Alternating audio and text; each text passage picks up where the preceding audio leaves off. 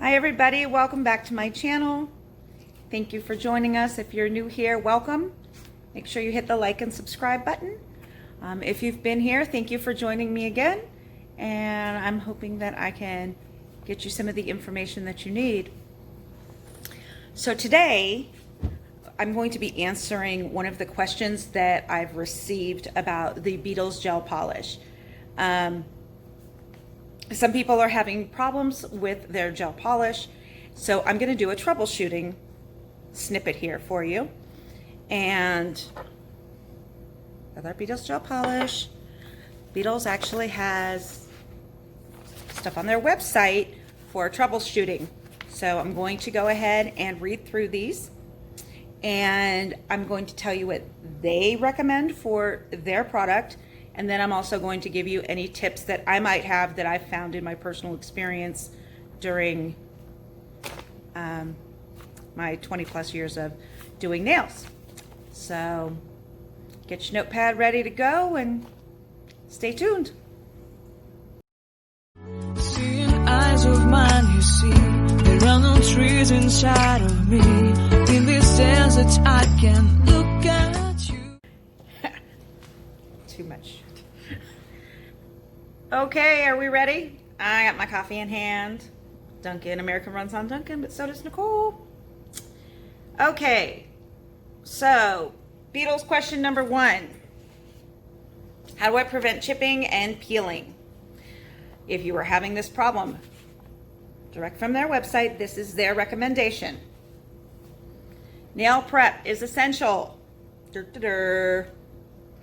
Make sure your nails are free of any oils and are dry. Gently buff the surface of the nails with the nail buffer. This will help the gel to adhere to the nail correctly. Another important step is to seal the edges of your nails with color and top coat by swiping the brush horizontally onto the edge of the nails. This will help prevent chipping, which could lead to peeling. Tips to avoid chipping. Before applying, ensure your nails are completely dry, clean, free of oil. Don't apply gel to the skin or cuticle. Apply thin coats or key, and cap the edge of each nail with a top coat to seal the gel well by swiping horizontally with the brush back and forth. Okay, all of those are accurate. So you're never going to want to put a gel polish over top of a wet nail. The moisture is going to cause it to peel. If you are doing manicures, do a dry manicure. Don't do a wet manicure and then go in and do the gel polish. That will help you. That moisture, it's got to go somewhere. It has to evaporate. And since it's not going to soak into your nail bed and stay there, it's going to try to evaporate through the top of your nail beds, which in turn will cause peeling. If you've gone over the edges on your skin, on your cuticles, that will cause it to peel. The biggest thing is your free edge cap. If you are not sealing this properly with the gel polish and the top coat, that when you're banging on things, you're going to hit it and it's going to chip. Some people are harder on their nails than other people, but that's where that's going to happen. It will also peel and chip if it's not cured properly. So that's going to be one of the other things that we're going to address here in a little bit. Those are my tips and tricks. Number 1. Okay, number 2. Why is the gel thick? So, Beetles answer. It is normal for gel polish to be slightly thick when exposed to low temperatures. If you think the gel is too thick, we recommend placing the entire bottle of gel polish, tightly sealed, into a cup of warm water for about a minute. The gel will become thinner due to the heat. I'm in Ohio. It's freaking cold here. And there are days where we come into the salon and if it's been a cold weekend and nobody's really been in the salon, then it's colder. and your gel polishes can get thick. So what I always do, no matter what brand of gel polish it is, I always take it and I stick it in my pocket while I'm doing the service. This lets it get warm and it'll thin it down. I don't recommend using a gel thinner. They have a gel polish thinner. It's not necessary. Just to break down the product, if you're that thick that you need to thin it down, that putting it in your pocket isn't going to warm it up enough to thin it down, then you probably just need to get rid of that bottle and get a new bottle. Pockets are wonderful. Any way that you can warm it up gently, not, don't go sticking it over top of an open flame or anything like that. Oh, good Lord. So that's going to get it to thin down so that you can put it on for the best application. All right, number 3. The gel is bubbling. What's wrong? Just shake it, you dumbass. Okay, bubbling forms during the curing process when air gets trapped underneath the layer of gel. You can avoid this by applying thin coats of gel and also swipe your brush on the edge of the bottle before you apply so you have a smooth surface. Yeah, that's dumb. Okay. Yes, bubbles are air trapped underneath.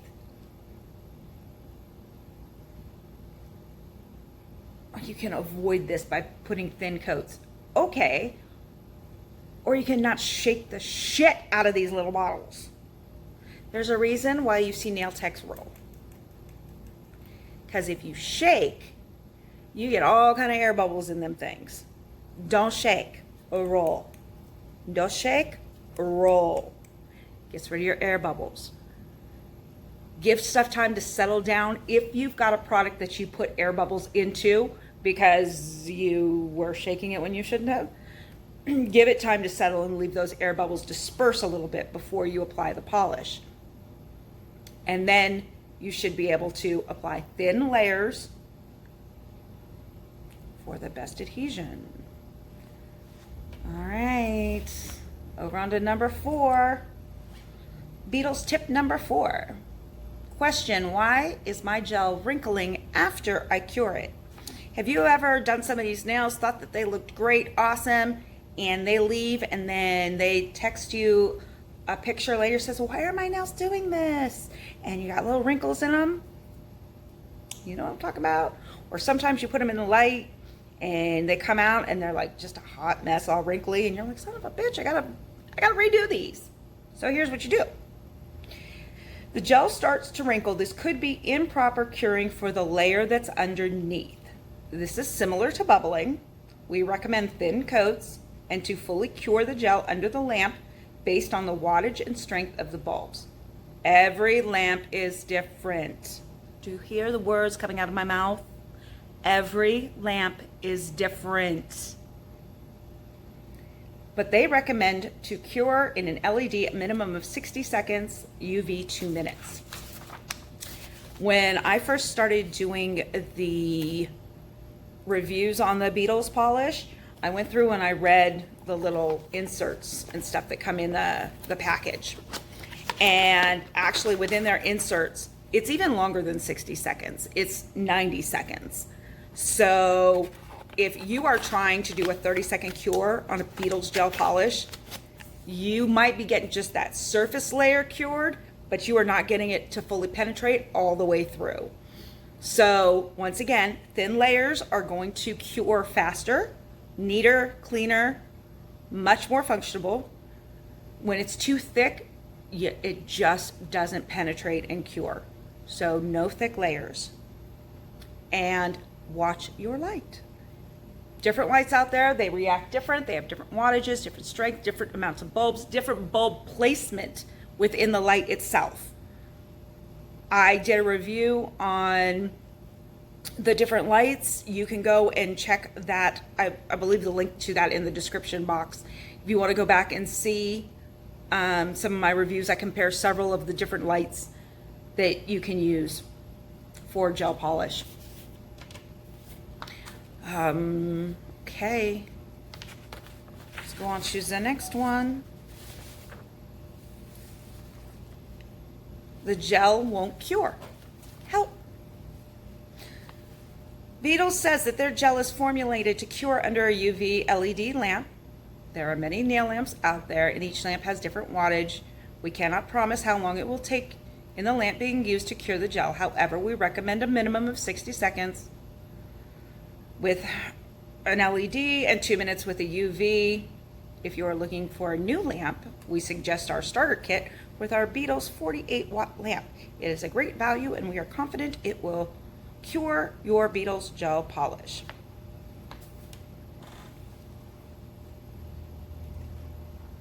It's not curing.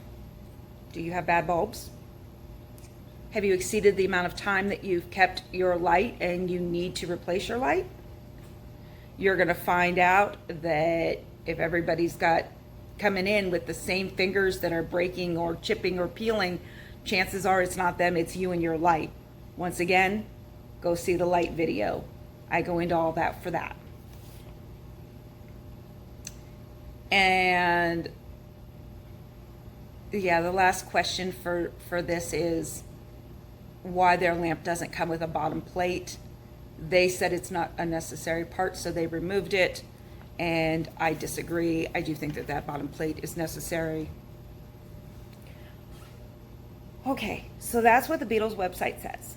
Chipping, peeling, why you can't get it to stay on. Nail prep is everything. That is your number one for all nail enhancements. You've got to have proper prep. After proper prep, clean, make sure your application is good.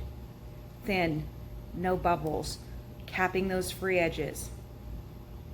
After that, make sure that it's going in a proper light with enough wattage, with proper amounts of bulbs in the right placements to cure. Make sure that their fingers aren't cockeyed in there. Sometimes when people put their fingers into the side, that gel light's only curing the top part. It's not curing the side of this thumb. This thumb has to go in like this. Make sure that everything's placed in. Make sure that you are following the manufacturer's recommended amount of time for curing with the polish that you're using. Beetles is longer. It is 60 to 90 seconds. Don't skimp. It's got great pigment, great coverage. Don't skimp. And then make sure everything's cured. Make sure that you've got those free edges capped. Don't run back over it with a bunch of filing when you're done. Do all your cleanup work prior so that you don't have to do that. So those are the tips and tricks. I hope I've answered any questions that you might have. If there's anything else that you want to know about, feel free to drop a comment below and I will get back to you. Have a great night.